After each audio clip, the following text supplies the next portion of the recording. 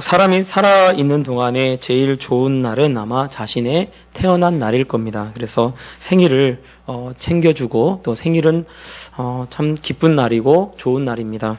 왜냐하면 그가 살아있는 날 동안에는 아마 자기의 생일 또 그 가족의 누구의 생일은 기억하고 의미 있는 날로 여깁니다. 왜냐하면 어쩌면 새로운 삶을 시작하는 날이 되었기 때문에 그렇게 축하해주고 있지 않나라는 생각이 듭니다. 우리 아이들이 태어나면 저도 아이가 셋인데 아이가 하나씩 태어날 때마다 너무 좋더라고요. 저는. 그래서 저희 아내가 가끔씩 우리 그 권사님들이 그러죠. 하나 더 낳으시라고. 이번엔 아들일 거라고 그러는데 아들 때문에 그게 아니고 저희 아내가 그러더라고요. 아이를 낳아서 이렇게 기르는 건 괜찮대요. 그런데 아이를 갖고 그 뱃속에다가 품고 있는 그 기간 동안이 그리고 아이를 또 낳는 그 순간이 너무 힘들대요. 그게 너무 힘들대요. 그래서 아이를 그냥 키우는 거는 굉장히 좀 쉽게 키우나 봐요, 저희 아내가. 근데 굉장히 아이 키우는 거는 좋대요. 좋은데 아이 낳는 거는 힘들다고 합니다. 근데 오늘 말씀에도 보면 예수님이 이 세상에 여자가 해산을 하게 되면 그때가 이르렀으므로 근심하나 아기를 낳고 나서는 그 고통을 기억하지 않는다라고 이야기를 합니다. 왜냐하면 사람이 태어난 날을 정말 기뻐하고 그리고 축하하기 때문에 또 사람이 태어난 것이 새로운 삶을 이 아이가 시작되는 것이 우리 모두에게 기쁨이 되기 때문에 가족 모두가 기뻐하고 즐거워합니다. 그래서요. 첫 돌을 딱 맞으면 돌잔치를 하죠. 돌잔치를. 왜냐하면 그 아이가 1년 동안 살아있는 것을 축하해서 그렇게 잔치를 합니다. 그런데 사람이 살아있는 날 동안에는 생일을 기억하지만 사람이 죽은 다음부터는 생일을 기억하지 않습니다. 사람은 죽은 다음부터는 어떤 날을 기억하냐면 죽은 날을 기억해요. 희한합니다. 왜냐하면 그 사람의 생일을 기억해야 할 것 같은데 그 사람의 생일을 기억하지 않고 그 사람이 죽으면 그 죽은 날을 기억하고 죽은 날을 기념하고 죽은 날에 가족들이 모여서 예배를 드리든지 가족들이 모여서 행사를 갖든지 죽은 날에 또 무덤을 찾아가든지 그런 일들을 하죠. 저도 어머님이 좀 일찍 돌아가셨는데 1993년 10월 25일 날 돌아가셨어요. 제가 그날을 기억합니다. 저희 어머니 생일은 언젠지 이제 기억도 안 나요. 20년이 지금 돌아가신 지 거의 20년이 지났어요. 20년이 넘었습니다. 어머님 돌아가신 지. 그래서 어머님 생일이 기억이 안 나요. 그런데 어머니 돌아가신 날은 정확하게 기억합니다. 왜 저만 그렇게 하는 것이 아니라 사람들 모두가 부모님이나 혹은 돌아가신 죽은 날을 꼭 기억합니다. 왜 하나님께서 그렇게 죽은 날을 이 사람들이 기억하도록 할까? 저는 말씀을 준비하면서 어떤 생각이 드냐면 이 죽는다는 것 자체, 죽음에 가까운 죽는다는 것 자체가 바로 그 죽음이 끝나는 것이 아니라 그 사람의 삶이 끝나는 것이 아니라 그 사람의 삶이 다시 새롭게 시작하는 날이 되어지기 때문에 사람들이 자연적으로 그렇게 죽은 날을 기억하도록 하나님이 그렇게 하지 않았나라는 생각이 듭니다. 제가 군대에 있을 때 낙하산을 탄 적이 있습니다. 낙하산을 타는데 비행기를 타서 올라가면 얼마나 좋겠습니까? 그런데 육군 병사라 비행기를 타고 올라가는 것이 아니라 기구를 타고 올라가요. 그래서 이 물고기 모양 비슷한 이렇게 생긴 그 기구를 탑니다. 그리고 밑에 기구 타고 밑에 바구니 같은 거 있고 바구니 같은데 그 몇 명이 들어가냐면 교관까지 해서 7명이 들어가요. 교관이 먼저 교관도 낙하산을 메고 있고 이렇게 타고 그리고 한 명씩 이 하네스라고 하는데 이걸 걸어가지고 6명이 탑니다. 이 6명이 타고 쭉 올라가는 거예요. 올라가는데 얼마 걸리지 않습니다. 한 5분 정도, 313m 정도 된다고 제가 아는데, 이 313m 정도 되는 데를 이 5분 정도 안에 이렇게 올라가요. 그런데 사실은 이 낙하산이 펴지지 않으면 앞에 이제 보조 낙하산을 들고 올라갑니다. 그래서 만약에 이 뒤에 주 낙하산이 펴지지 않으면 빨리 이 보조 낙하산을 펴야 사는 거예요. 그런데 설명해 주기를 사실은 보조 낙하산 펴도 죽습니다. 그렇게 얘기를 하더라고요. 왜냐하면 313m 정도 그 정도 되는 그 높이는 굉장히 짧아요. 그래서 낙하산을 타고 만약에 펴지지 않고 이 초를 세다가 낙하산이 펴지기 전에 땅에 도착한답니다. 그런 기구를 타는 거예요. 그래서 진짜 이 능숙한 사람들도 기구를 타는 것을 싫어한다고 합니다. 왜냐하면 기구를 타다가 잘못해서 낙하산이 펴지지 않으면 죽기 때문에 그래요. 그러니까 사실은 올라갈 때 낙하산이 펴지지 않으면 죽는 거죠. 죽게 되는 그 상황이 되어지는 거예요. 그리고 그걸 딱 타는데요. 열심히 훈련할 때는 열심히 하는데 진짜 뛰어내릴 때는요. 다리에 힘이 쭉 빠져가지고요. 얼마 뛰지를 못해요. 이렇게 뛰는데 제가 생각할 때 훈련할 때는 열심히 멀리 뛰거든요. 왜? 멀리 뛰어야 살아요. 왜냐면 줄이 이렇게 달려있어요, 줄이. 이게 만약에 뛰었는데 낙하산이 펴지다가 줄에 딱 걸리잖아요? 그러면 300m에서 밑에까지 줄을 타고 이렇게 내려와요, 이렇게. 줄 타고 내려와요. 왜 줄 타고 내려오면 어떻게 되나? 여기가 쇠줄에 의해서 이 목이나 이 옷이나 막 다 찢어져서 내려와요. 그런 것도 봤어요. 실제로. 이렇게 줄이 이렇게 감아서 낙하산이 끝까지 300 몇 미터를 이렇게 낙하산 줄에 감겨가지고 내려오는 거예요. 그러니까 최대한 멀리 뛰어야 낙하산이 펴져도 안전한 거예요. 줄이 거기에 걸리면 이제 내려와서도 다쳐서 내려오지만 또 다쳐서 내려와도 혼나는 거예요. 근데 굉장히 탈 때마다 기분이 별로 좋지 않습니다. 왜냐하면 낙하산 안 펴지면 죽으니까. 어쩌다 한 번씩 안 펴진대요. 어쩌다 한 번씩. 그러니까 어쩌다 한 번씩 안 펴지는 그 어쩌다에 걸리면 죽는 거예요. 그 얘기를 듣고 이 낙하산 타러 올라가는데, 기구를 타고 쭉 올라가는데 어떤 생각이 드냐면, 내가 21살 때 이 낙하산을 22살 때 낙하산을 탔는데, 이 22살 정도까지 살아왔던 모든 기억들이 다 지나가는 거예요. 다 지나가면서 특히 어떤 내용만 기억이 나냐면 잘못했던 것만 싹 지나갑니다. 잘못했던 것만. 그러고 나서 제일 올라가면서 정신없이 사실은 막 노래도 막 시키고 막 이야기도 막 시키고 막 소리도 지르라고 하고, 왜냐면 무서우니까 두려움이 없도록 하기 위해서 막 교관이 막 그렇게 시켜요. 그런데 그렇게 하면서도 노래를 부르면서도 군가를 부르면서도 마음속에 드는 것은, 하나님, 나 죄인입니다. 하나님, 나 만약에 낙하산 안 펴져서 죽으면 꼭 천국 가게 해주세요. 이러고 그렇게 올라가는 거예요. 처음 올라갈 때 세 번 타는데 올라갈 때마다 참 신기하게 올라갈 때마다 똑같은 장면이 머릿속에 지나가요. 아니, 처음 탔을 때 다 회개했잖아요. 회개하면, 하나님, 나 죄인입니다. 다시는 이렇게 안 하게 해주세요. 그래, 내가 이제 여기서 살면 열심히 살아갈게요. 하나님, 죄 안 짓고 열심히 살게요. 이러고 올라갔어요. 근데 올라갔는데, 두 번째 또 올라갈 때 또, 마음속에 또 이렇게 군가를 부르면서도 다 내가 잘못했던 장면이 또 지나가는 거예요.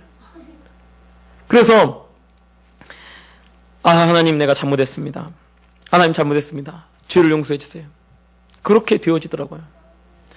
여러분, 저는 임종하는 사람들을 이렇게 여러 명 본 적이 있는데, 목사이기 때문에 임종하는 그 순간, 정말 마지막 임종 예배를 드릴 때 가장 이 사람들이 먼저 이야기하는 것이 무엇이냐면요, 바로 자신의 죄에 대한 문제입니다.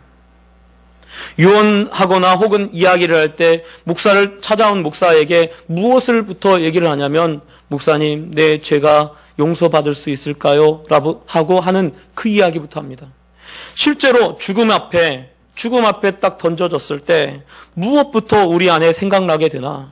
우리를 정말 괴롭히고 나를 끝까지 문제 삼고 힘들게 만드는 문제가 무엇이나 그것은 바로 죄에 대한 문제입니다. 제가 금요 기도회 때도 말씀드렸지만 성철 스님이라고 있습니다. 큰 스님이었죠.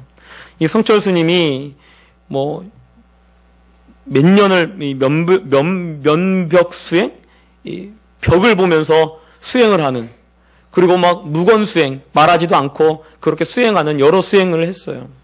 그런데 그런 여러 수행들을 하면서도 그가 실제로 죽음에 거의 다다랐을 때 그의 제자들에게 내 죄가 수미산보다 크니 내가 저 지옥에서 있겠구나라고 탄식을 하고 죽습니다. 그렇게 수행을 하고 그렇게 선한 삶을 살려고 하고 많은 사람들에게 유익을 주었던, 그러한 유익을 주려고 했던 그 스님, 큰 스님조차도 자신의 죄의 문제만큼은 해결할 수가 없었던 거죠. 우리가 실제로 이 땅의 삶을 마칠 때는 우리가 분명히 우리의 삶이 새로운 삶이 되어질 것입니다. 누가복음 16장에는 부자와 나사로가 나옵니다. 그들이 한 사람은 부자였고 한 사람은 거지였으나 두 사람이 죽어서 가게 된 곳은 분명히 달랐습니다. 한 사람 부자는 지옥에 갔고 나사로는 천국에 가게 되었습니다. 두 사람의 삶이 죽는 그 순간부터 새로운 삶이 시작되었다는 것을 보여주고 있습니다. 이것은 죽음이라는 것이 끝이 아니라 새로운 삶의 시작이 되고 있음을 보여주고 있습니다. 그래서 오늘 말씀에 예수님의 십자가의 죽음에 대해서 말씀하고 계십니다. 예수님이 십자가에 죽으시는 것이 제자들에게는 근심이 되고 그리고 고통이 되겠지만 세상에는 기쁨이 되리라고 말씀하고 있습니다. 예수님께서 왜 이렇게 말씀하실까요? 그것은 바로 예수님께서 우리의 죄를 대신 짊어지셨기 때문에 그렇습니다. 죄의 문제를 해결할 수 있는 유일한 방법은 성경에 딱 한 방법밖에 없어요. 그것은 무엇이냐면 바로 그 죄를 대신해서 죄 짓지 않은 그 사람이 대신 피를 흘려 죽는 것이 곧 그 사람의 죄를 대신할 수 있는 유일한 방법입니다. 그래서 예수님이 죄 없으신 예수님이 이 땅에 오셔서 우리를 대신해서 십자가 달려 돌아가심으로 우리가 죄의 문제가 해결받을 수 있게 된 것입니다. 제자들을 향해서 왜 너희는 지금 근심하고 슬퍼하나? 왜 세상은 기뻐하겠다고 말씀하시냐면 바로 예수님께서 우리의 죄를 대신 짊어지시고 십자가 달려 돌아가시기 때문에 그렇습니다. 생명은 생명으로 구원할 수 있습니다. 생명을 구원할 수 있는 유일한 방법은 생명을 위해서 대신 짊어지는, 그 생명의 죄값을 대신 짊어지는 것이 유일한 방법입니다. 예수님이 십자가 달려 돌아가셨을 때 어떤 일이 있냐면 성전의 휘장이, 성소와 지성소를 구분하는 휘장이 위에서부터 아래로 찢어집니다. 그래서 더 이상 성소와 지성소를 구분하는 그런 휘장, 그것이 사라져요. 즉 그 말은 하나님 앞에 가까이 나아갈 수 있게 되었다라고 그 말씀을 하고 있는 거예요. 이제는 누구나 정말 이 대제사장만 1년에 한 번 들어가는 그 하나님 앞에 누구든지 나아갈 수 있게 되었다는 것을 말해주고 있는 것입니다. 이사야서 59장 1절 2절에 보면 여호와의 손이 짧아 구원하지 못하심도 아니요 귀가 둔하여 듣지 못하심도 아니라 오직 너희 죄악이 너희와 너희 하나님 사이를 갈라놓았고 너희 죄가 그의 얼굴을 가리워서 너희에게 듣지 않으시게 함이니라 라고 말씀하고 있습니다. 즉 그 말은 하나님과 우리 사이에 뭐가 있었냐면 죄라는 것이 담처럼 가로막고 있었다는 거예요.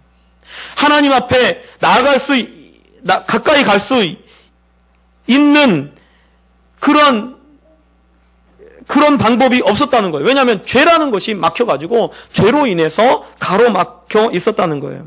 그런데 이제 예수님이 오늘 말씀에 이제 내가 곧 있으면 십자가 달려 죽을 건데 내가 이렇게 죽는 것을 통해서 내가 십자가 달려서 돌아가는 이것을 통해서 하나님과 너희 사이가 다시 가까워질 것이라는 것을 이야기를 하고 계신 것입니다. 여러분, 우리가 대통령하고 만약에 가까운 사이라고 하면 굉장히 기쁠 거예요. 제가 박근혜 대통령하고 좀 가까운 사이라면 얼마나 좋겠습니까? 그러면 아마 우리 교회도 좀 잘 얘기를 해가지고 크게 아마 지었을 것 같아요. 가까우니까. 여러분, 대통령 친인척 비리들이 얼마나 많습니까? 지금 말고 그 전 대통령들, 친인척 비리에 막 연루되어서 이 대통령 임기가 끝난 다음에 감옥에 들어갔다 나온 분들이 굉장히 많잖아요. 왜 그러면 그런 비리들이 일어납니까? 대통령하고 가까우니까. 대통령하고 가까우고 정말 이 나라 힘 있는 사람들하고 가까우니까 그런 여러 어려운 그런 문제들이 일어나게 되어지는 거죠. 여러분, 예수님이 십자가 달려 돌아가시면서 우리가 실제로 어떤 관계가 됐나? 하나님하고 어떤 관계가 됐나? 바로 하나님의 자녀가 되어진 줄 여러분 아시기 바랍니다. 그래서요, 사실은 예수님이 십자가 달려 돌아가시는 그것이 너희는 실제로 지금 근심하고 있고 근심하고 고통 가운데 있고 그렇게 하고 있지만 이제 내가 십자가에 달려 죽으면 너희와 하나님 사이가 가까워지는 것이고, 그리고 너희와 하나님 사이가 하나님과 자녀의 관계가 되어진다고 말씀하고 있습니다. 무디 목사님이 한 번은 이 나이아가라 근처에서 설교를 부흥회를 한 적이 있습니다. 그런데 보니까 무디 목사님이 이 나이아가라 폭포에다가 프랭카드를 크게 하나 만들었대요. 이 폭포 주인의 아들이 이곳에 왔다. 그러니까 이 프랭카드에 그렇게 써 있으니까 사람들이 딱 보고, 폭포 주인이 왔다고? 폭포 주인의 아들이 왔다고? 이게 누구야? 그리고 나서 어디로 가면 거기에 모인다고, 온다고 하니까 사람들이 거기에 굉장히 많이 모였대요. 많이 모이니까 거기서 이 복음을 이제 전하면서 왜 내가 이렇게 이 폭포의 주인이라고 했는지를 밝혔다고 합니다. 바로 복음을 전하면서. 여러분, 우리가요, 세상의 주인의 아들인 것을, 딸인 것을 여러분 아시기 바랍니다. 이 세상의 주인, 이 우주의 주인의 아들이에요. 여러분, 제가 어제 그것이 알고 싶다 보니까 효성그룹인가요? 효성그룹의 이 3세 상속자, 그 사람만 돼도 굉장히 큰 권력을 가지고 있고 힘을 가지고 있더라고요. 물질 때문에. 그래서 완전히 제가 보니까 너무 이렇게 비리도 많이 저지르고, 그리고 사람들에게 함부로 대하는 것도 있고, 이렇게 하더라고요. 왜요? 그 효성이라고 하는 그 그룹의 후계자이기 때문에 그런 힘과 권력을 가지고 있는 거예요. 하물며, 여러분, 우리는요, 하나님의 자녀들입니다. 예수님이 십자가 달려 돌아가심으로 인해서 우리가 하나님의 자녀가 되었습니다. 하나님의 자녀가 되었으면 여러분, 우리가 얼마나 하나님과 가까운 사이인지를 여러분 깨달으시기 바랍니다. 옆 사람 인사 나누겠습니다. 하나님과 내가 진짜 가깝다. 시작. 예. 왜냐하면 우리는 하나님의 자녀예요. 여러분, 그러니까 사실은요, 굉장히 사실은 기뻐해야 돼요. 우리가 하나님의 자녀가 되고 하나님 앞에 나와서 하나님을 아버지라고 부를 수 있다는 것이 얼마나 큰 기쁨이고 얼마나 큰 축복인지를 알아야 합니다. 그래서 예수님도 그것이 기쁨이라고 얘기를 했어요. 너희에게 진짜 실상을 말하는데 너희가 정말로 기뻐하는 일이 있다. 그것이 무엇이냐? 바로 하나님과 우리 사이가 보통 관계가 아니라는 거예요. 그래서요, 저 함부로 건들면 큰일 납니다. 왠지 아세요? 하나님이 내 아버지예요. 여러분, 우리 믿는 사람 함부로 건들면 큰일 납니다. 왜요? 하나님이 가만 안 두셔요. 믿으시라니까요? 여러분, 또 오늘 예수님이 그러고 나서 이 말씀을 하시고 나서 어떤 말씀을 하시냐면 23절, 24절에 뭐라고 되어 있냐면 너희가 무엇이든지 아버지께 구하는 것을 내 이름으로 주시리라. 지금까지 너희가 내 이름으로 아무것도 구하지 아니하였으나 구하라. 그리하면 받으리니 너희 기쁨이 충만하리라. 사실은 예수님께 이 제자들이 구하지 않은 것이 아닙니다. 여러 가지 사실을 구했었어요. 때로는 성전세가 필요합니다라고 구했기도 하고요. 먹을 것이 떨어졌습니다. 먹을 것을 구하기도 하고요. 여러 가지 것들을 구하기도 했습니다. 구하지 않은 것이 아니에요. 그런데 오늘 말씀에 예수님이 이제 너희가 무엇이든지 아버지께 구하라. 그리하면 아버지께서 주시리니 받으리니 너희 기쁨이 충만하리라 라고 그렇게 말씀합니다. 왜 바로 이 말씀을 하시게 될까요? 왜냐하면 하나님과 우리 사이가 바로 아버지와 자녀의 관계가 되기 때문에 그렇습니다. 저도 자녀들을 키우기 때문에 아이들이 학교에서 뭐가 필요하면요, 저한테는 제가 돈이 없는 줄 알고 저한테는 돈 달라고 안 해요. 근데 저희 아내한테는 돈 달라고 하더라고요. 다 아는 거죠, 쟤네들도. 아빠는 돈이 없다. 목사니까. 한 번은 밥 먹는데 아빠도 돈 버는 사람이에요? 이렇게 묻더라고요. 그래서 제가 그래 맞아. 아빠는 돈 버는 사람 아니다. 근데 엄마한테 돈 달라고 하더라고요. 돈 달라고 하는데 얼마나 당당하게 달라고 하는지 몰라요. 나 뭐 사야 돼? 돈 줘요?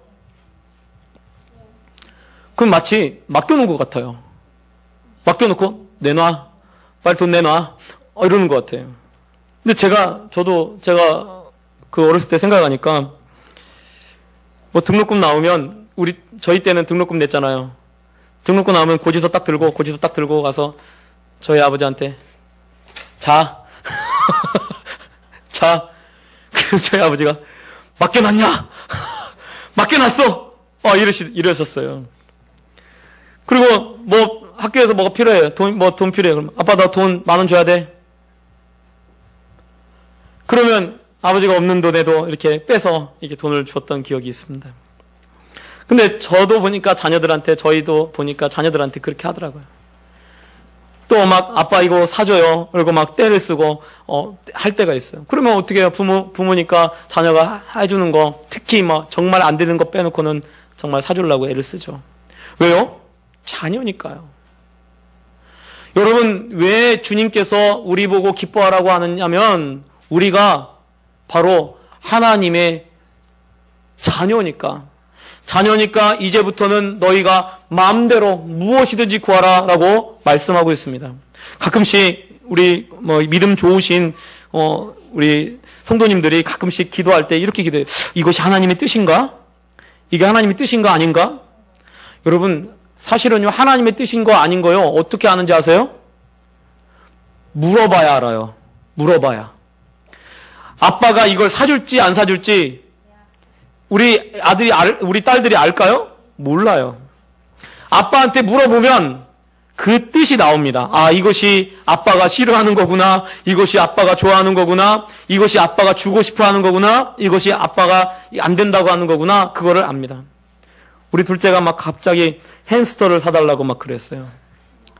햄스터가 제가 볼 때 뭐 키우는 건 괜찮겠어요. 근데 뭐 이거 이제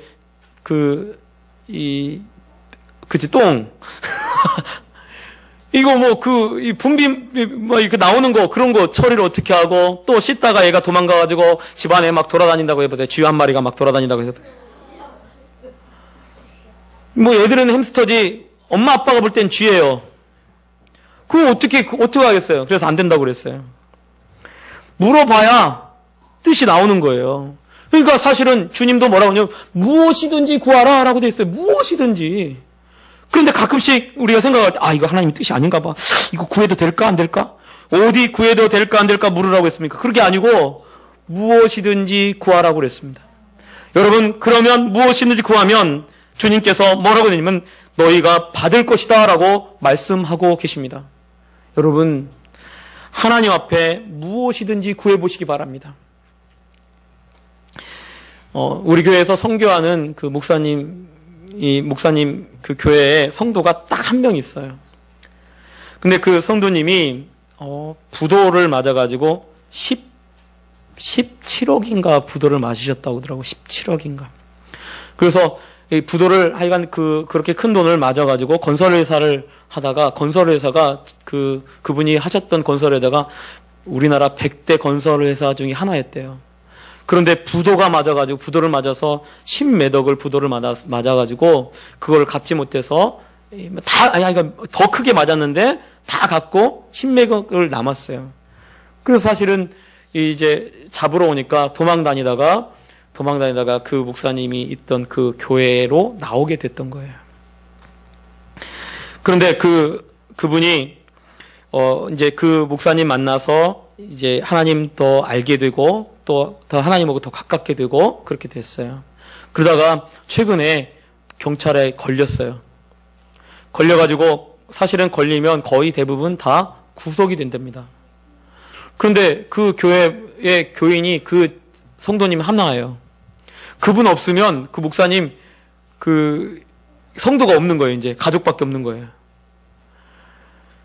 그런 상황이죠. 근데 붙잡혀가지고 이제 구인장도 발부되고 그래서 법원에 가서 이제 구인장 발부돼서 갔는데 보통 구인장 발부되면 그날 50명의 구인장이 발부돼서 50명이 재판을 받는데 이 재판을 받는 중에 구인장 발부되면 본 재판이 이게 받기 전에 구속된다는 거예요. 그런데 49명이 구속됐는데 그분은 구속이 안 됐어요. 그냥 판사가 풀어주더래요. 그리고 이제 본 재판이 되면 이제 부도를 맞았기 때문에 그 금액이라는 게 있잖아요. 그 금액을 갚지 않으면 그 금액만큼 감옥에 들어가서 산다는 거예요. 그러니까 재판이 벌어지는 가운데 이제 이 목사님하고 그 성도님하고 기도하는 거죠. 매일 1시간씩 모여가지고 그 밤에 기도하는 거예요. 하나님 구속되지 않게 해달라고. 하나님 구속되지 않게 해달라고. 근데 사실은 왜냐면 도망갔기 때문에 도망을 안 가서 뭐 이렇게 재판을 받았거나 그러면 이 풀려날 가능성이 있는데 도망을 갔다가 붙잡혔기 때문에 거의 구속된다는 거예요. 그런데요, 기도하고 그렇게 재판에 딱 갔는데 저한테 문자가 왔어요. 목사님, 기도해 주셔서 감사합니다. 구속되지 않았습니다. 판사가 그냥 풀어줬대요. 그리고 이제 떳떳한 신분이 되었다는 거예요. 여지껏 도망 다니고 남의 그 신분을 도용해서 혹은 남의 그 통장을 도용해서 그렇게 월급을 받고 이런 식으로 했었는데 다 벗어나게 됐다는 거예요. 저는 그걸 보면서 정말 하나님이 기적을 일으키셨구나라는 생각이 들었습니다. 여러분, 무엇이든지 하나님께 구하시기 바랍니다.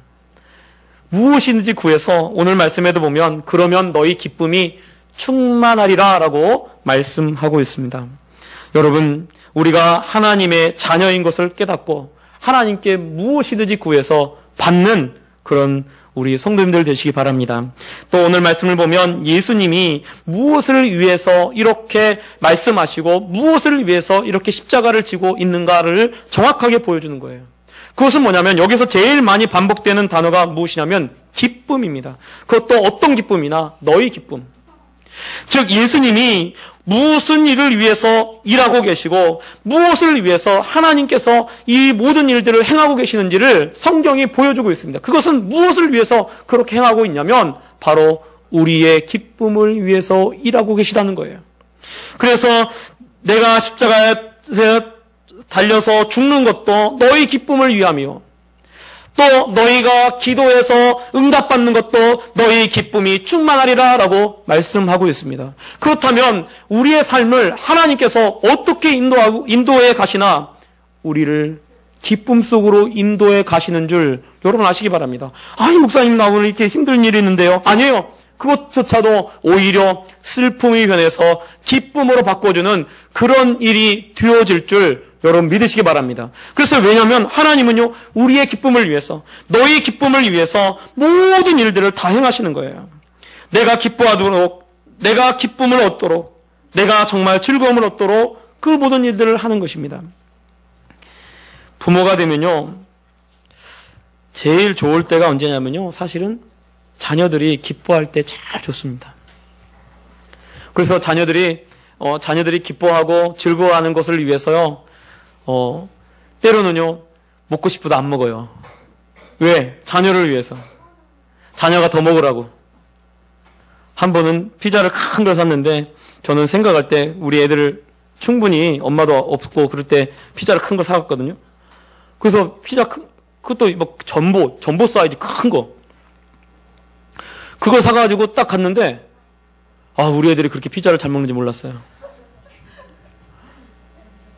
아니 전 남을 줄 알았어요. 이거 분명히 남겠다. 남으면 이제 우리 아내 좀 늦게 온다니까 이거 주면 되겠다라고 생각을 했어요. 그랬더니 제 것까지 다 먹어요. 제 것까지 다 먹어요. 그래도 부모 입장에서는 기쁜 거예요. 왜요? 자녀가 기쁘고 즐거워하니까. 여러분, 오늘 하나님께서 우리의 어떤 모습을 제일 좋아할까요? 우리가 기뻐하는 모습을 제일 좋아하는 줄 여러분 아시기 바랍니다. 그래서요, 기쁨을 얻을 수 있는 모든 일들을 부모가 다 하듯이 우리 하나님도 오늘 말씀에 기쁨을 얻을 수 있는 모든 일들을 우리에게 행하고 계신 것을 여러분 아시기 바랍니다. 그래서요, 우리 한 주간 살아갈 때 좀 기뻐하시기 바랍니다. 왜냐하면 주님이 기뻐하도록 모든 일들을 하는 거예요. 우리가 이 세상을 살아갈 때 어떤 눈을 가지고 살아가느냐가 너무 중요합니다. 하나님께서 나를 기쁨을 얻을 수 있는 모든 환경을 허락하셨다고 하면요, 내게 일어나는 모든 일들이 기대가 되고요, 기쁨이 돼요. 그런데요, 똑같은 그러한 것을 보면서 불평하고 원망하고 짜증내고 그러면요, 그 짜증 속에 살아가는 거예요. 두 사람이 미국에 실제로 두 사람의 이 젊은 청년이 두 사람이 감옥에 갔다는 거예요. 감옥에 가서 딱 보니까 이 한 사람은 막 감옥에 딱 들어가서 하늘을 보니까 하늘을 보고 이 밖을 보면서 막 불평하고 원망하고 짜증내고 막 그랬다는 거예요. 그런데 또 한 사람은 그 감옥에 들어가서 깨닫고 나서 하늘을 보니까 하늘이 너무나 아름답고 너무 좋은 거예요. 그래서 마음속에 좋은 것만 찾고 좋은 것만 얘기하다 라는 마음을 먹고 좋게 모든 걸 좋게 보려고 하기 시작했어요. 한 사람은 끝까지 범죄자가 돼서 그의 생을 마쳤고요. 한 사람은 유명한 시인이 되었다고 합니다. 우리가 어떻게 보느냐, 어떤 눈으로 이 세상을 바라보느냐, 그에 따라서 우리의 삶 자체가 달라집니다. 하나님이 나를 위해서 내가 기뻐하도록 나를 위해서 모든 것을 준비해 놓고 있다고 하는 마음으로 세상을 보면 우리에게 닥치는 모든 것들이 다 기쁜 일이 될 것이고요, 즐거운 일이 될 거예요. 아버지께서 나를 위해서 준비한 모든 것이 될 겁니다. 그런데 그것이 그렇게 보지 않고 슬프고 우울하고 잘못된 것으로 본다면 우리가 우리 아버지 되신 하나님 아버지의 마음을 잘 모르고 그 뜻을 모르고 원망하고 불평하는 것이 되어지는 것입니다. 예수님은 우리의 기쁨을 위해서 십자가에 달려 돌아가시고 예수님은 우리의 기쁨을 위해서 무엇이든지 구하라고 말씀합니다. 그러므로 여러분, 기쁨을 위해서 기뻐하며 그렇게 살아가는 그런 우리 성도들 되시길 예수님 부탁드립니다. 기도하겠습니다.